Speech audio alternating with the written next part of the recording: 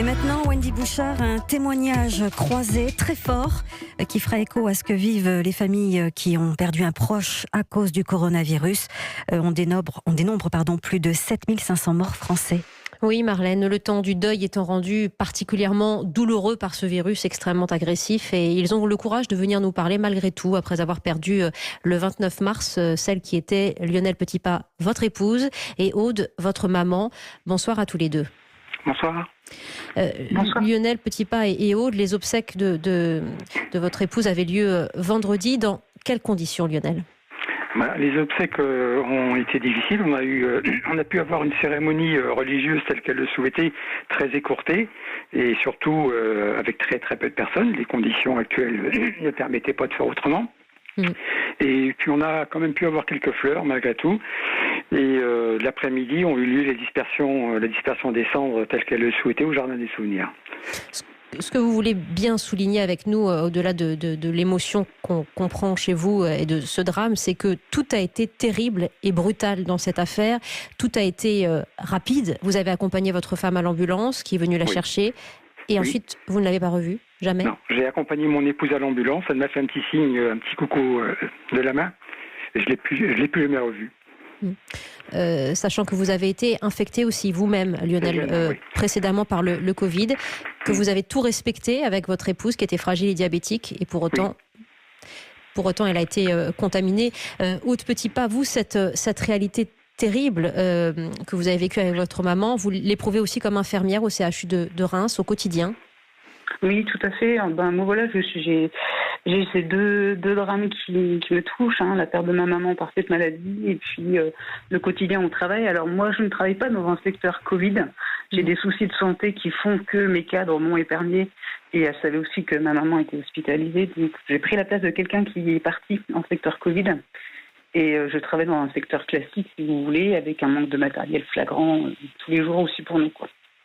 Donc vous avez été missionné face à quand même une autre dimension. On comprend quand même que par décence vous n'avez pas été confronté directement à ces malades du Covid, mais est-ce que vous allez malgré tout, Aude, à l'hôpital avec la peur au ventre compte tenu de votre histoire ?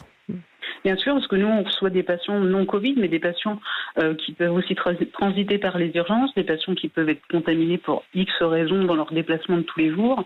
Nous, on les accueille avec des masques périmés aujourd'hui. Aujourd'hui, on a le droit de mettre un masque toutes les 4 heures. Il y a encore une dizaine de jours, il fallait faire des critères pour avoir le droit d'avoir un simple masque chirurgical. Si on n'avait pas de symptômes, si on n'avait pas rencontré un patient suspect ou si on n'était pas enceinte, si un patient toussait devant nous, on n'avait pas le droit de mettre un masque parce qu'on n'en avait pas. Lionel et Aude, vous êtes réunis ce soir. Vous n'êtes pas côte à côte physiquement, ne serait-ce qu'à 1 mètre d'écart. Oui. On s'est mis dans 2 pièces différentes pour qu'il n'y ait pas d'interférence téléphonique. Bien sûr, mais vous vivez tout de même le confinement ensemble d'une certaine mesure ? Bien sûr. De toute façon, moi, normalement, je suis immunisé, mais je considère que je suis toujours porteur, et donc je reste confiné en permanence chez moi.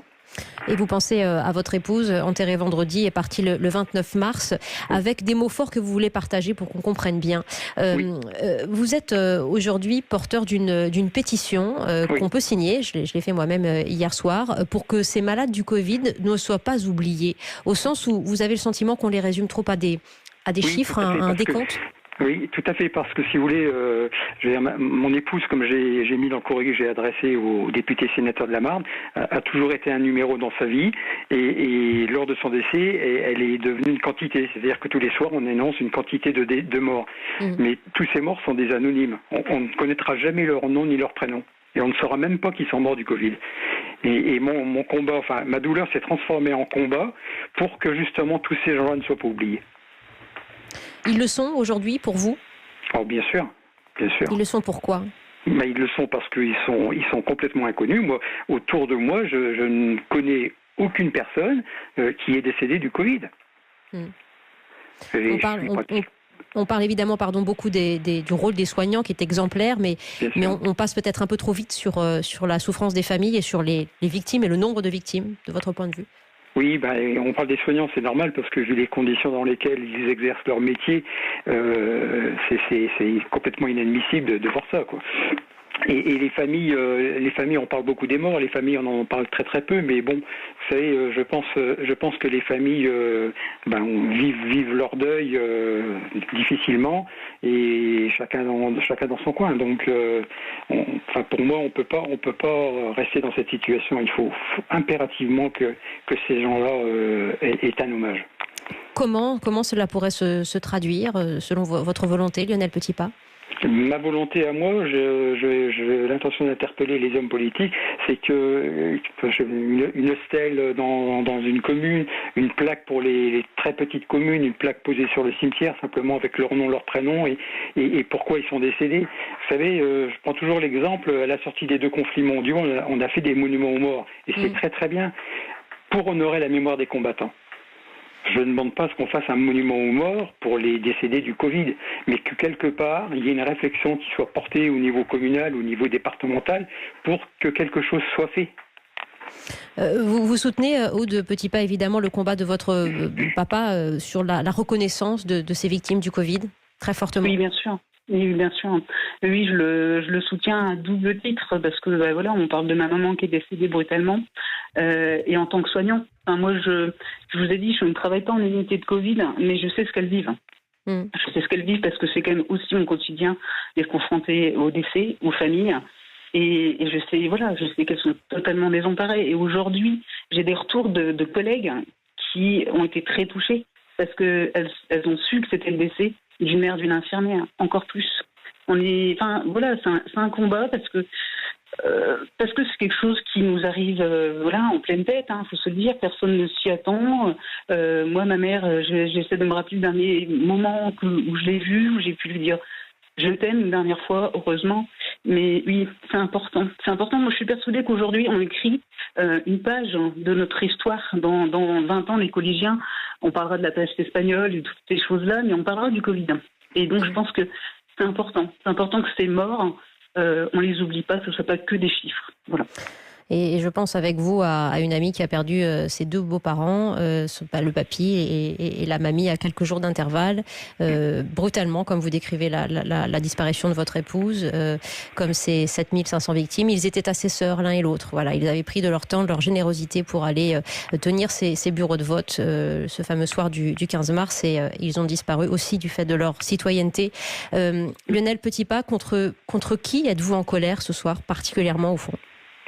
Je suis particulièrement en colère contre nos politiques actuelles, du président au Premier ministre, au ministre de la Santé actuel, qui fait ce qu'il peut parce qu'il a pris le train en marche, mais particulièrement de Madame Buzyn, qui était en début de crise confrontée à cette crise qui arrivait et qui a quitté son ministère pour des raisons électoralistes et puis 3 semaines après elle fait une interview dans Le Monde en précisant qu'elle savait. Tous savaient. Personne n'a rien fait, ou très mal anticipé ce virus et ce qu'il fallait mettre en place. Et je leur en veux, mais c'est incroyable ce que je peux leur en vouloir. Vous en voulez au monde politique ou à une certaine forme d'élite, de technocratie qui vous dégoûte, qui vous dépasse ce soir, c'est ça ?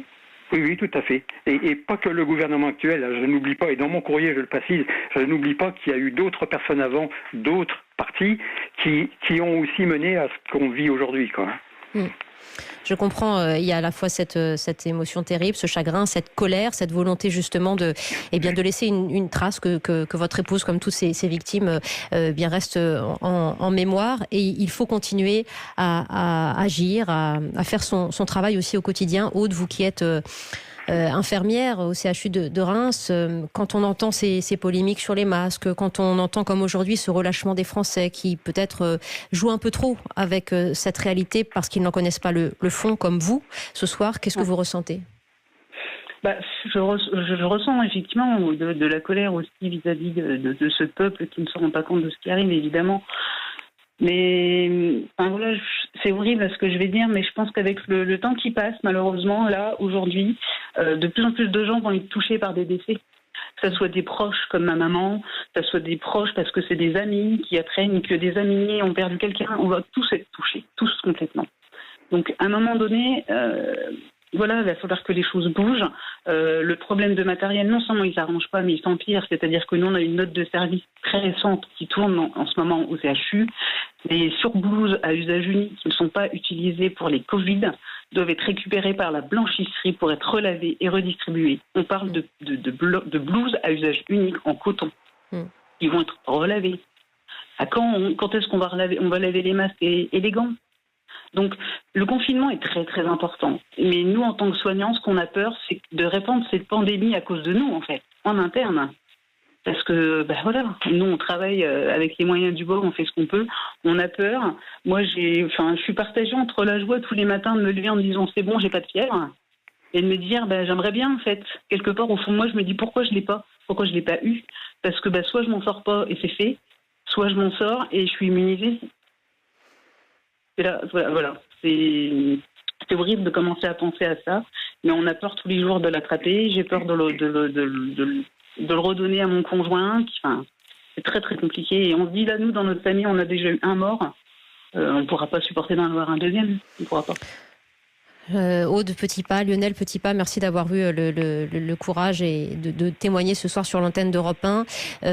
Cette pétition circule donc et vraiment je voudrais que les auditeurs, s'ils le souhaitent, la relaient sur le site mesopinions.com pour que les personnes décédées du Covid-19, comme votre épouse Lionel, comme votre maman Aude, ne tombent pas dans l'oubli. Mesopinions.com. Merci beaucoup à tous les deux et courage à vous. Merci beaucoup, madame. Merci. Au revoir. Merci, au revoir.